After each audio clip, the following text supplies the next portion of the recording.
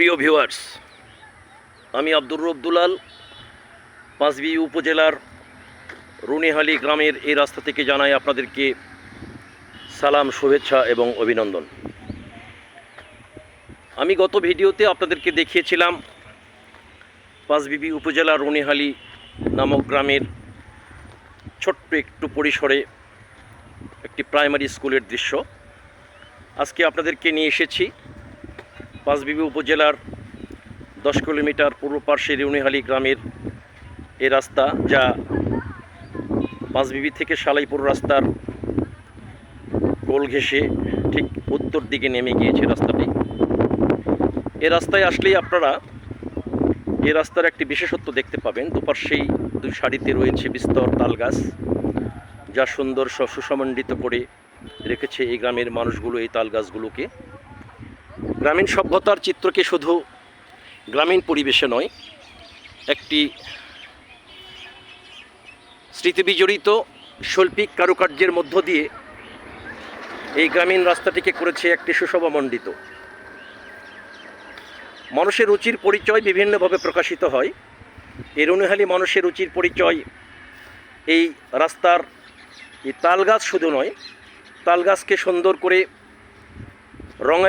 রঙে রাঙায়িত করে একটি সুশোভিত পরিবেশের মাধ্যমে সৃষ্টি করেছে একটি শৈল্পিক দৃশ্য। এই রাস্তায় যে কেউ আসুক না কেন যেন দাঁড়িয়ে যায় এই সুন্দর শৈল্পিক দৃশ্যকে ধারণ করে রাখার জন্য।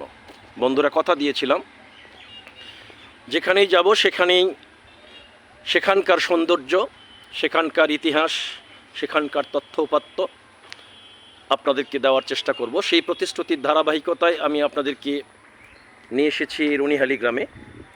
এই রাস্তা ছিল একসময় কর্দমাক্ত, সময়ের ব্যবধানে আধুনিক সভ্যতার ছোঁয়ায় এই গ্রামীণ রাস্তাগুলো হয়েছে কার্পেটিং।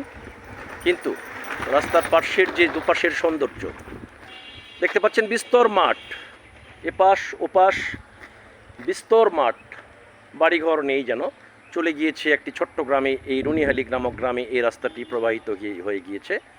কিন্তু রাস্তাটির দুপাশের এই গাছগুলোই যেন আসলে হৃদয়ে নাড়া দেয়।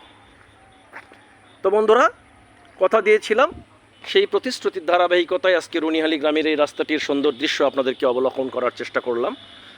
ঠিক এমনি করে আগামী দিনে আরও দেখা হবে। আজকে এ পর্যন্তই। আবারও সকলকে সালাম, শুভেচ্ছা এবং অভিনন্দন। আসসালামু আলাইকুম ওয়া রাহমাতুল্লাহ বারাকাতুহু। আল্লাহ হাফিজ, সবাইকে শুভেচ্ছা।